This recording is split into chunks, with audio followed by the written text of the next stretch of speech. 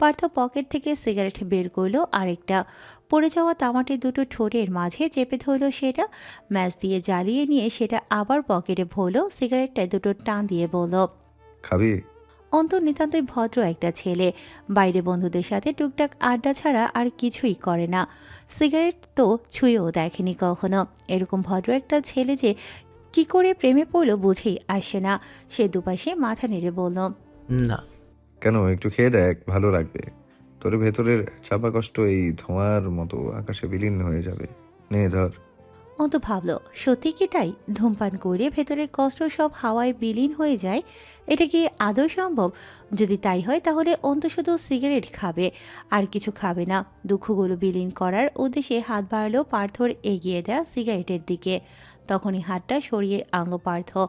অধর ভাজে পুড়ে সেটাতে আরেকটা টান দিয়ে বলল, না থাক, তোর খেতে হবে না, পরে আবার অভ্যেস হয়ে যাবে। এগুলো খাওয়া ভালো নয়, মানুষ মরে যায়। তাহলে তুমি কেন খাও ভাই? পার্থ স্বাভাবিকভাবেই বলল। আমি খাই আবার মনের সুখে। অন্ত আবারও প্রশ্ন করল। তোমার মনে অনেক শোক। হুম, বলতে পারিস। দুভাই চুপ হয়ে গেল। দুজনের মনে যে সুখ নেই সেটা তাদের দুজনেরই জানা আছে।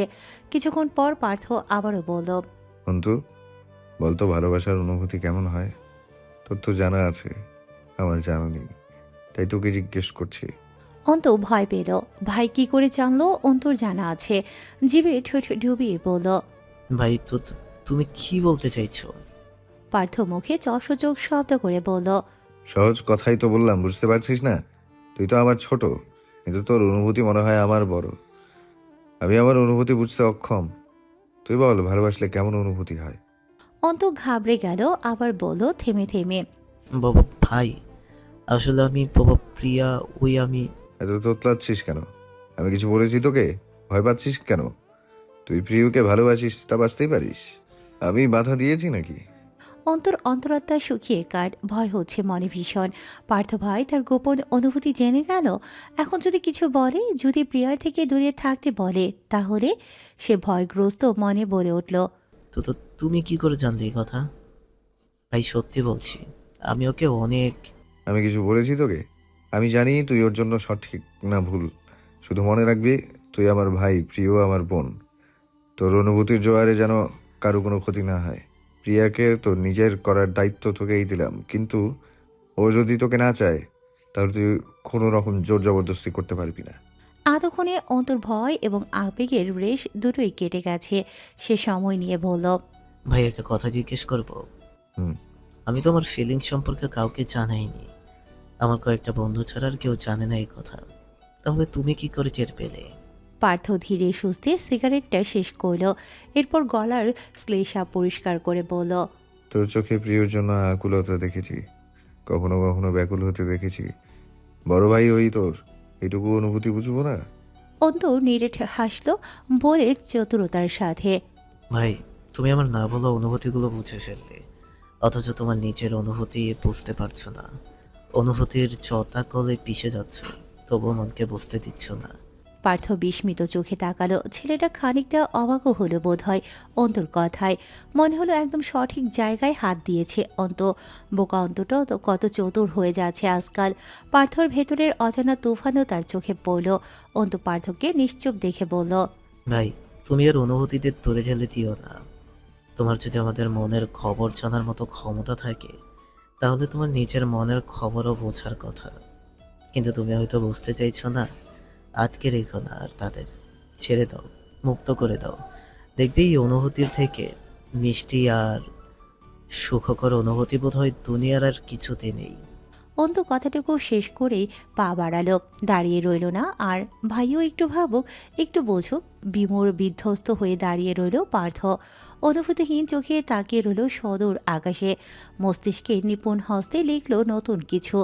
নিগুড় ভঙ্গিতে উপস্থাপন করতে চাইল অব্যক্ত অনুভূতি, যেগুলো থেকে সে পিছু হটতে চেয়েছিল, কিন্তু শেষ রক্ষা বোধহয় হলো না। পেঁচিয়ে গেল অদ্ভুত এক বেড়া জালে। সকালের নাস্তার সময় খাবার টেবিলে বসে আছে সকলে। আজ অহনা বেগমও অফিসে যাননি। রোজ রোজ অফিসের এত এত কাজ করতে করতে হাঁপিয়ে গেছেন মধ্যবয়স্ক মহিলাটি। বয়সের কতই হবে, এই 36 বা 37, অথচ কাজের তাড়নায় সে এতটা ক্লান্ত যে তাকে তার বয়সের থেকেও দ্বিগুণ বয়স্ক লাগে।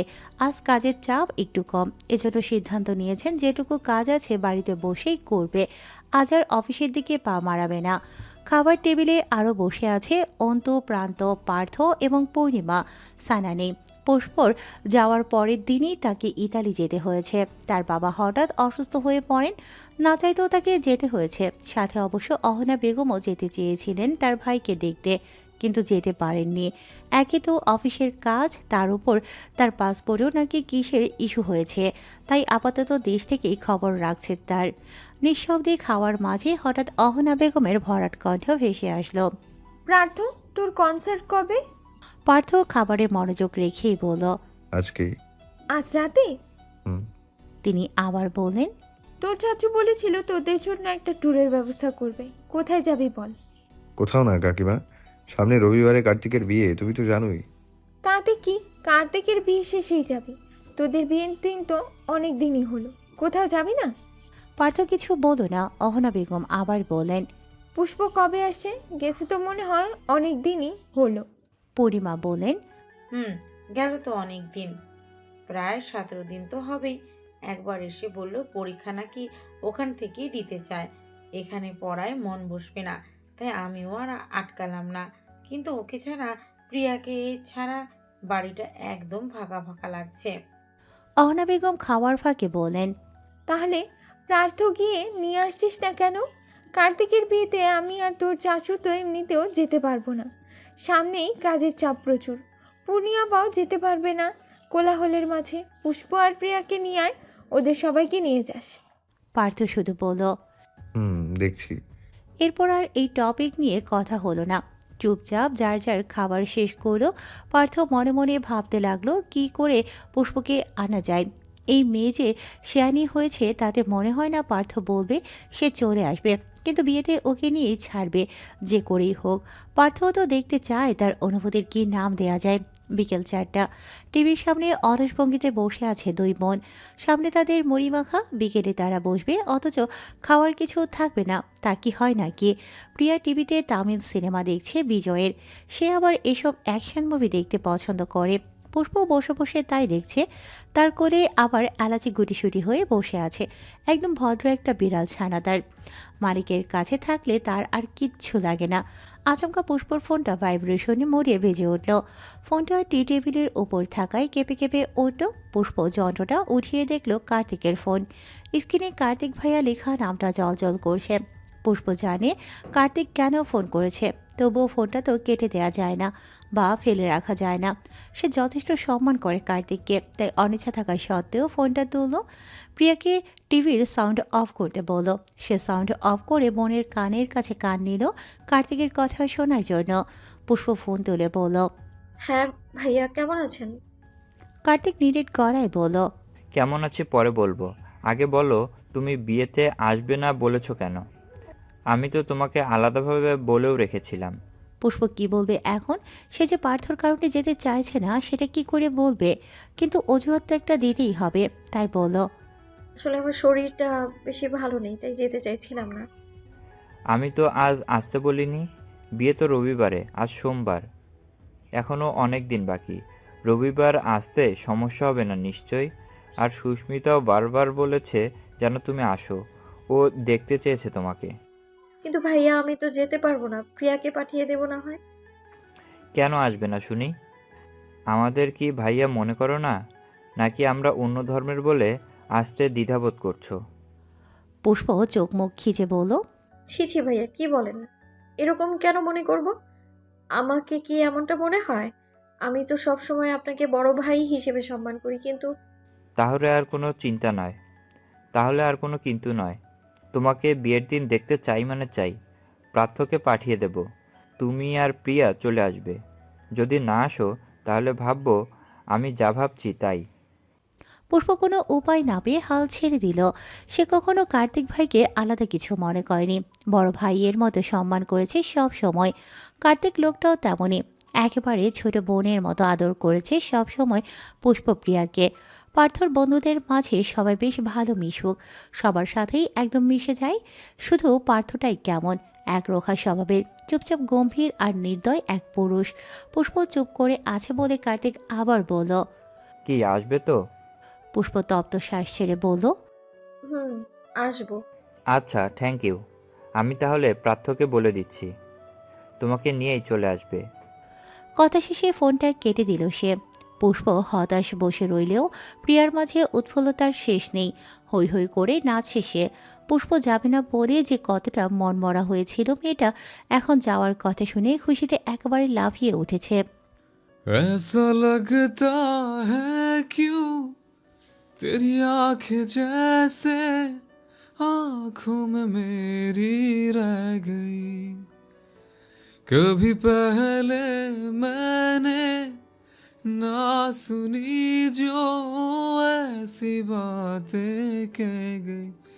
तू ही तू है जो हर तरफ मेरे है, तुझसे परे मैं जाऊं कहाँ। मेरे दिल मुबारक हो, यही तो प्यार है मेरे दिल मुबारक हो, यही तो प्यार है। গানের মানুষ, মনের মানুষ, সুরের মানুষ, ছন্দের মানুষ। যে সুর তৈরি করে গান করে সে কবিতাও তো লিখতে জানে। তার ভেতরে যে ছন্দের মেলা, সে ছন্দের মিলন ঘটিয়ে নিজের অব্যক্ত অনুভূতি ব্যক্ত করার প্রয়াস করছে, কবির ভাবে ফুটিয়ে তুলছে মনের ভাব। কনসার্ট শেষে মাত্রই বাড়িতে ফিরেছে পার্থ। আজকের কনসার্ট সুষ্ঠুভাবেই সম্পন্ন হয়েছে, কোনো সন্দেহভাজন কাজও চোখে পড়েনি। হয়তো আগেরবার ধরা পড়ায় এবার আর ঝামেলা বাধায়নি তারা। কনসার্ট শেষ করে পার্থ বাড়িতে ফিরেছে রাত 2টার দিকে। এত রাতে ফিরেছে তবুও নিজের রুমে শুতে যায়নি। মন টানছিল না, মন মস্তিষ্কে সারাক্ষণ পুষ্প ঘুরে বেড়ায়, অশান্তি লাগে। তাই একটু শান্তির জন্য ডায়েরি আর কলমটা নিয়ে বসেছিল মিউজিক রুমে গান লিখতে, কিন্তু অবুঝ মন বসে বসে লিখে ফেলল আস্ত এক কবিতা। নিজের লেখা এমন কবিতায় নিজেই থমকায় পার্থ। মনের সাথে তার লেখা কবিতাটা কি সুন্দরভাবেই না মিলে গেল। এজন্যই বলে প্রেমে পড়লে মানুষ কবি হয়, জটিল অসুখ জড়ানো রোগী হয়। এই রোগ কি সহজে ধরা দেয়? দেয় না। নিজেদের বুঝে নিতে হয় এই রোগ, আবার নিজেদেরকেই এই নিরাময়কারী ওষুধের খোঁজ করতে হয়। এই যে পার্থ, যে তার রোগটা সহজে ধরতে পারছে না, বা বলা চলে ধরতে গিয়েও ধরছে না, দূরে ঠেলে দিচ্ছে সব কিছু। অনুভূতিদের তো একবার দূরে ঠেলা যায়, দুবার যায়, তিনবার যায়, কিন্তু বারবার বারবার কি তাদের দূরে ঠেলা যায়? যায় না। পার্থ তাদের এতবার দূরে সরিয়ে দেওয়া সত্ত্বেও তারা এসে আষ্টে পিষ্টে জাপটে ধরেছে তাকে। এখন নিজের উপরেই তিতি বিরক্ত সে। সব কিছুর মিল মিশেরে নিজেকে পাগল মনে হয়। পার্থর বুঝে আসে না যে এই কয়েকটা দিনে কেউ কারো ঘৃণা থেকে কি করে ভালোবাসায় পরিণত হতে পারে। এটা কি আদৌ সম্ভব? হয়তো সম্ভব, কিন্তু কিভাবে? কাউকে ভালোবাসার জন্য একটা কারণ তো অন্তত লাগে, কিন্তু পার্থর কাছে তো কোনো কারণ নেই। তাহলে নিজেকেই নিজের মনে প্রশ্ন করল সে। আবার ভেতরের অদৃশ্য আত্মাটা উত্তর হয়ে এলো, বলল, ভালোবাসতে কারণ লাগে না, কারণ দিয়ে ভালোবাসলে তো ওটা ভালোবাসা হয় না। তাহলে তুই কেন কারণ খুঁজছিস? তুই ভালোবাসিস, তোর অন্তর কাঁপে, তোর খালি খালি লাগে, তোর হৃদয় পড়ে, তোর মন বেহায়া হয়। পার্থর মন থেকে উত্তর আসলেও হ্যাঁ, অন্তর কাঁপে, শূন্য শূন্য লাগে, হৃদয়ে পড়ে, বেহায়া তো হচ্ছি। অদৃশ্য আত্মাটা আবার বলে, তাহলে আর কি কারণ চাই? এই কারণগুলো কি যথেষ্ট নয় অনুভূতি বোঝার জন্য? পার্থ দীর্ঘশ্বাস নিল, হতাশ ভঙ্গিতে ছাইল শ্বাস, হার মেনে নিল হয়তো। আর কতদিন এমন যুদ্ধ করবে নিজের সাথে? স্বীকার কি করবে না কখনো? অবশ্যই করবে, করতে হবে স্বীকার, নয়তো প্রতিটা মুহূর্তে নিজের সাথে নিজের যুদ্ধ চলবে তার মাঝে। এর চেয়ে ভালো আত্মসমর্পণ করা। ভালো যখন বেসেছে তখন স্বীকার করতে ক্ষতি কি? গুনে গুনে পেরিয়ে গেছে 6টা দিন। আজ রবিবার কার্তিকের বিয়ে। বিয়ের জন্য বড় একটা কমিউনিটি সেন্টার বুক করা হয়েছে। পুষ্পদের বাড়ির সামনে কালো একটি গাড়ি দাঁড় করানো। ভেতরে ড্রাইভিং সিটে পার্থ বসা এবং তার পাশের সিটে বসা অন্ত।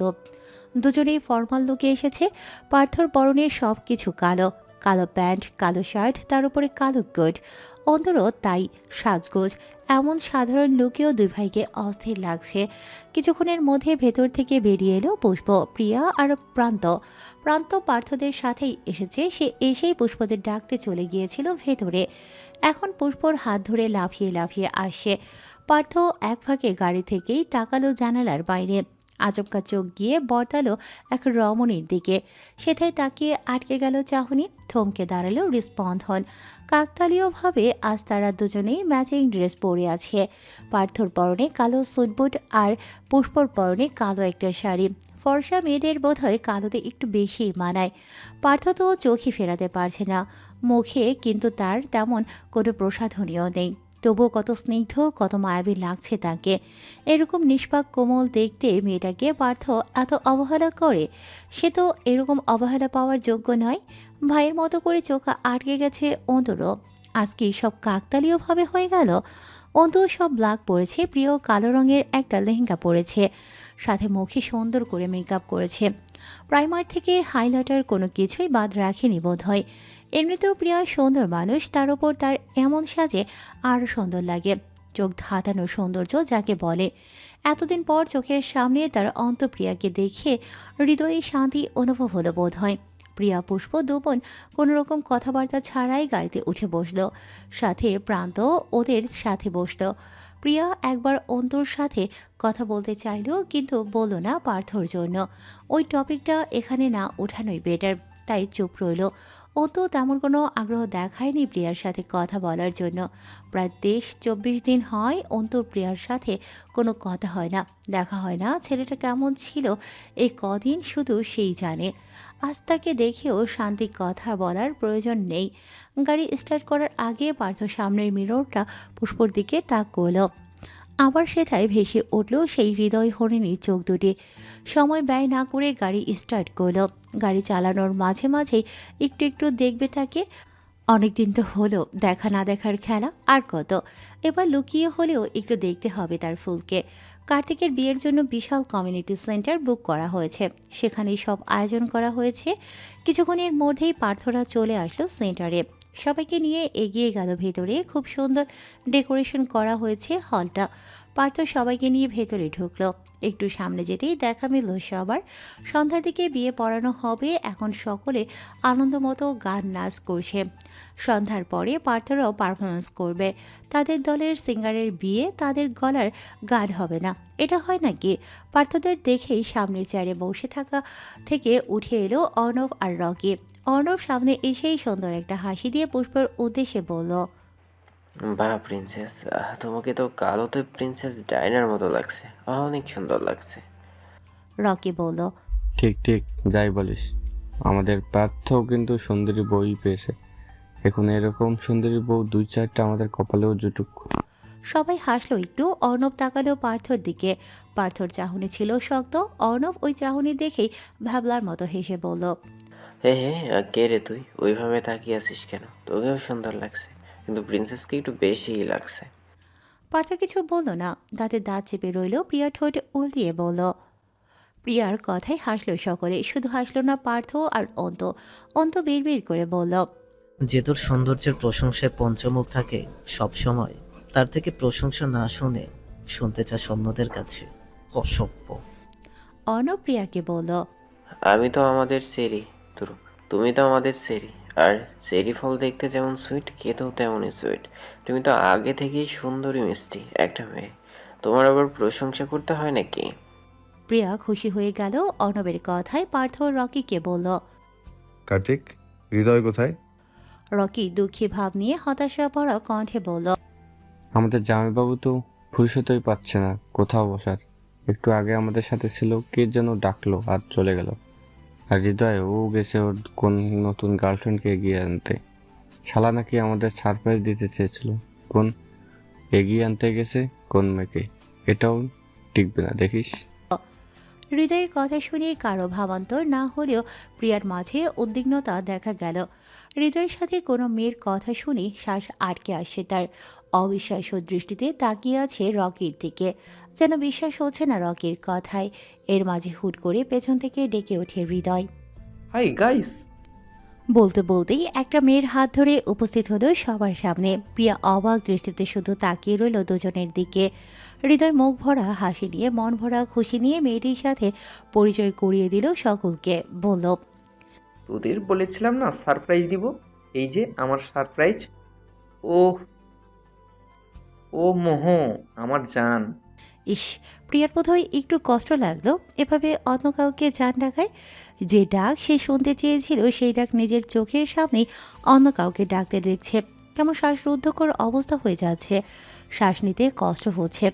মেয়েটার দিকে তাকালে হিংসে হচ্ছে ভীষণ। মেয়েটা এত সুন্দর কেন?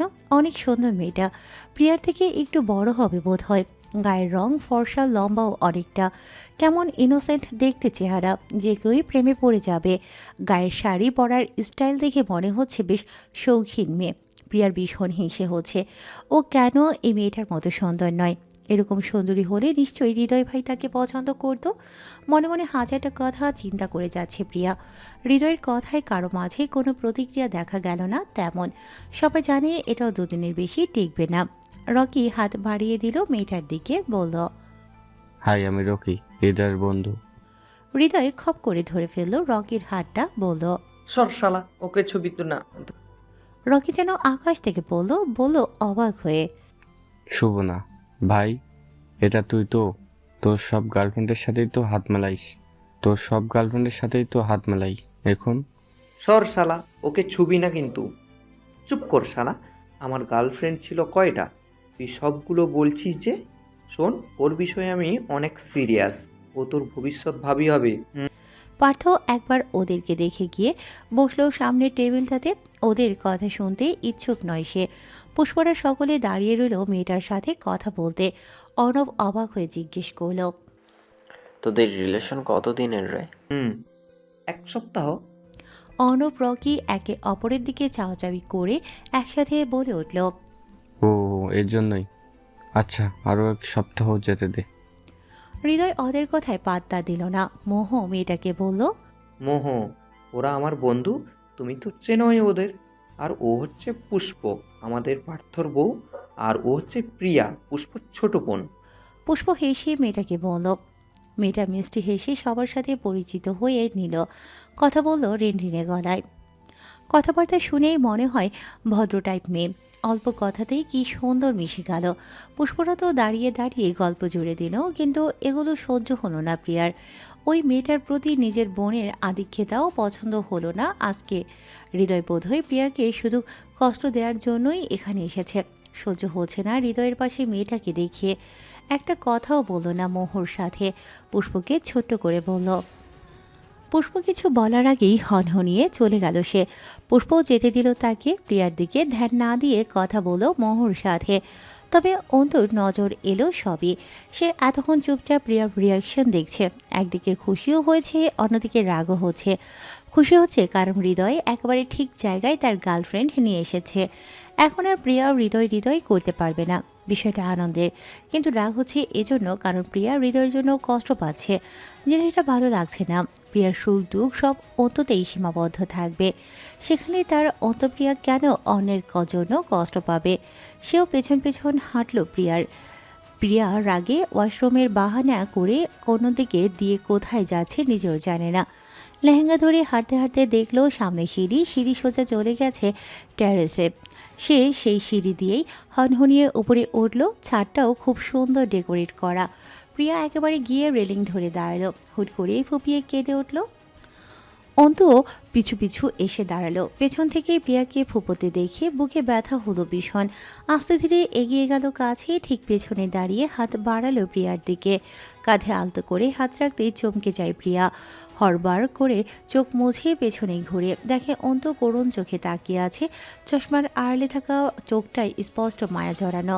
প্রিয়া চোখ মুছে বলল। অন্তু নিজের মাঝে গাম্ভীর্যতা আনার চেষ্টা করল। না জানার ভান ধরে বলল, কাকে আশা করেছিলি? কাঁদছিস কেন? এমনি এমনি কেউ কাঁদে না, বল কেন কাঁদছিলে? প্রিয়া বলল না, কথা ঘুরিয়ে নিয়ে বলল, এমনি কিছু না। আর তোমার সাথে কথা ছিল। আসলে সরি, ওই দিন তোমার সাথে বাজে ব্যবহার করে ফেলেছি। আমি ভেবেছিলাম তুমি প্রাতু ভাইকে বলেছো হৃদয় ভাইয়ের কথা। অন্ত পুরনো টপিকে গেল, সবে তৈরি হওয়া নতুন টপিকটা নিয়ে আলোচনা করতে চাইলো, বলল। তা তোর হৃদয় ভাইয়ের গার্লফ্রেন্ড দেখেছিস? পছন্দ হয়েছে তোর? মেয়েটা এমনিতেই কান্না ধরে রাখতে পারছে না, তার উপর অন্তু আবার এই কথা বলল। প্রিয়া ঠোঁট উল্টে কেটে দিল আবার। তুমি কাটে খায় নুনের চিটা কেন দিচ্ছ?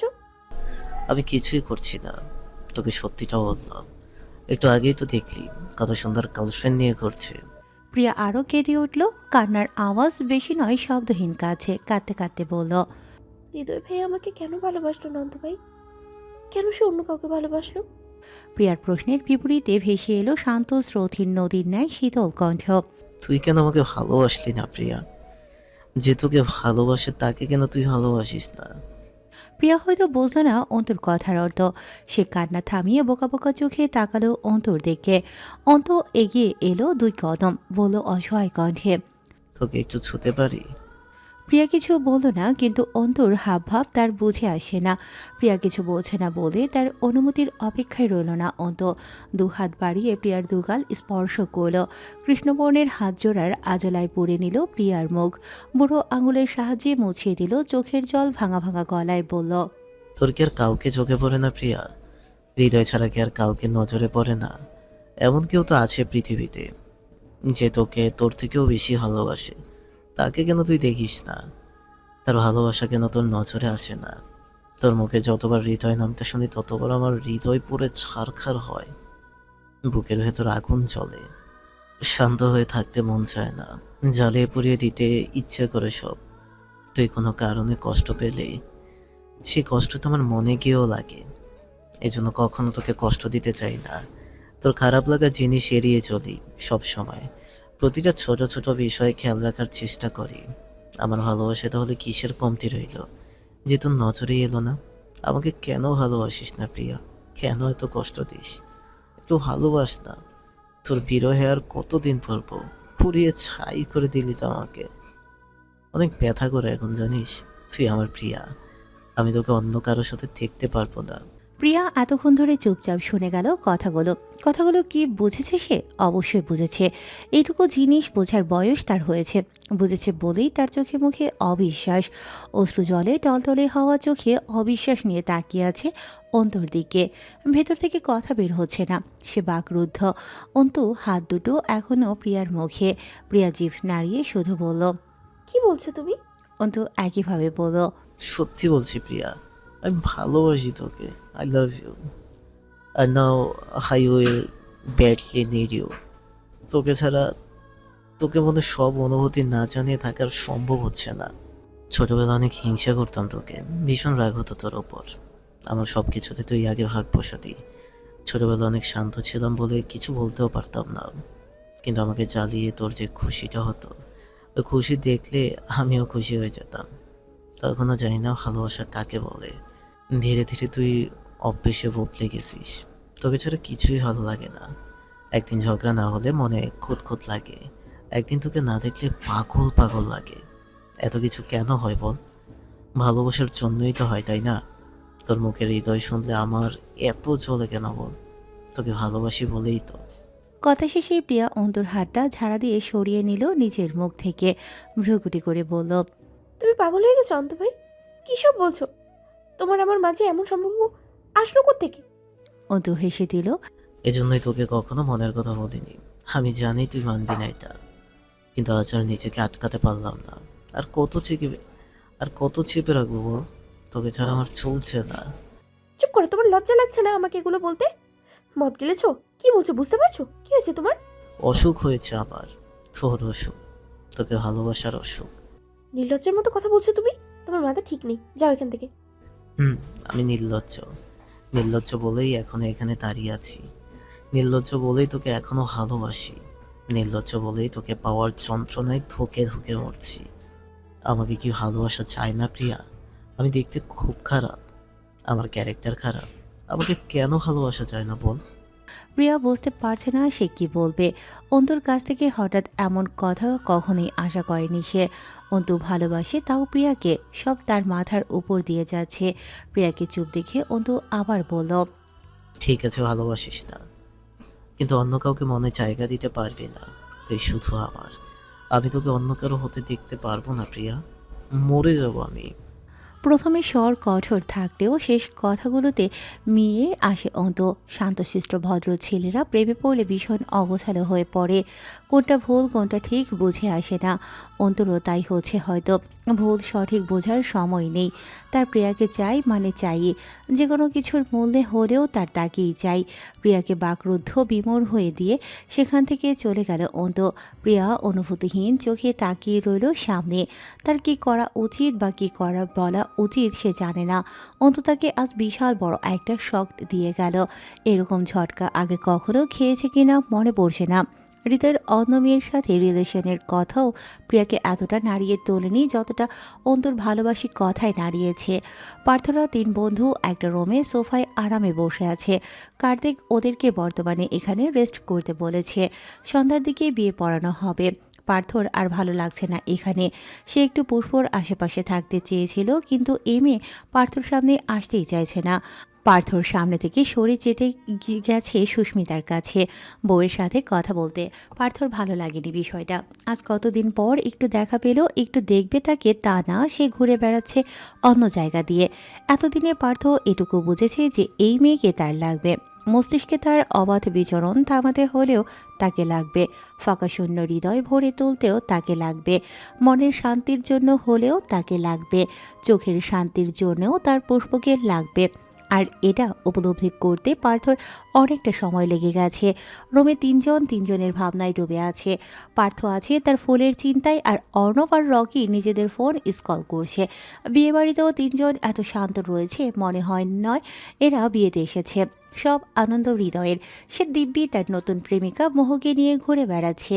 রকি হঠাৎ উঠে কিছু না বলে বাইরে চলে গেল। বাকি বসে রইল ওরা 2 জন। কিছুক্ষণ সময় নীরবতায় কেটে যাওয়ার পর পার্থ ডাকলো অর্ণবকে।